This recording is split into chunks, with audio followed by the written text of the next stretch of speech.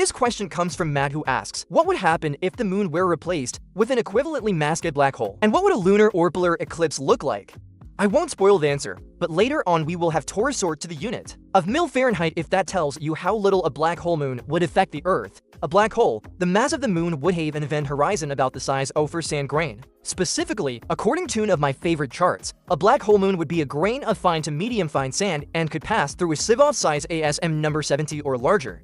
I mean, I guess a black hole with the mass of the moon would pass right through any sieve, destroying it in the process. But it's neither here nor there. Literally, once you're inside a black hole, its singularity isn't a point in space at all for you. It's now a point in time. It's neither here nor there, since the moon's mass and position wouldn't change. The Earth's motion and tides wouldn't change either. When you're floating outside a spherical mass, its pull on you is the same regardless of whether the mass is concentrated at the center of the sphere or spread out throughout it. If the sun were replaced by a black hole of the same mass, the Earth's orbit wouldn't change, although life on Earth might. With the moon gathered into a point, there'd be no moonlight, which would affect the life cycles of all kinds of nocturnal animals. But compared to a load of the other things we humans have already done to mess with animals on Earth, this would be fairly minor.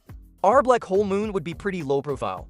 If it were much smaller, it would evaporate through Hawking radiation. But a black hole, the mass of the moon actually absorbs more energy from the cosmic background radiation than it emits through the Hawking mechanism. Our black hole would really black. At least if it didn't eat anything. If the black hole devoured any objects, it would let off a tremendous blast of radiation.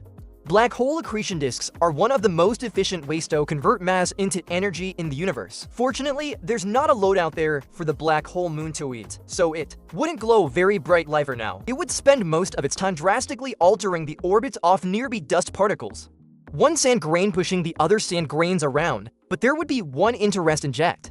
In addition to getting darker, Earth would get colder because moonlight warms the Earth. Measurements show that global temperature varies with a 28-day cycle. All else being equal, the Earth is hottest during the full moon.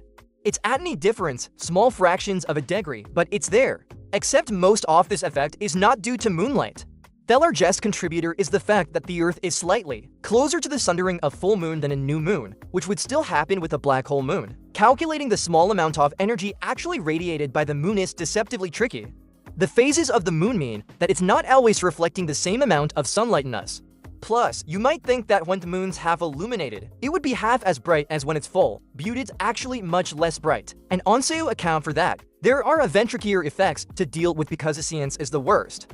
On top of all the visible light effects, the moon also heats up under the sun, and then it radiates the heat as infrared light. It turns out that the moon's infrared radiant affects Earth's temperature about 10 times more than the visibly moonlight, but still about 10 times less than the Earth moving closer to the sundering of full moon. Specifically, infrared moonlight warms the planet by about 1.2 degrees Fahrenheit.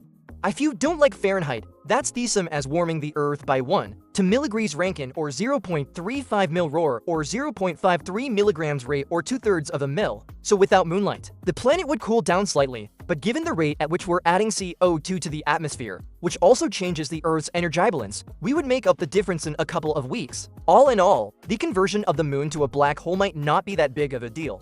Unless, of course, it happened on a certain day in 1969, in which case the famous quote might read a little bit differently. P.S. You might now be wondering what would happen if the moon were replaced by a black hole of the same size, not same mass. Well, a moon-sized black hole would have around 600 times the mass of the sun, so we would definitely fall into it, a total final lunar eclipse.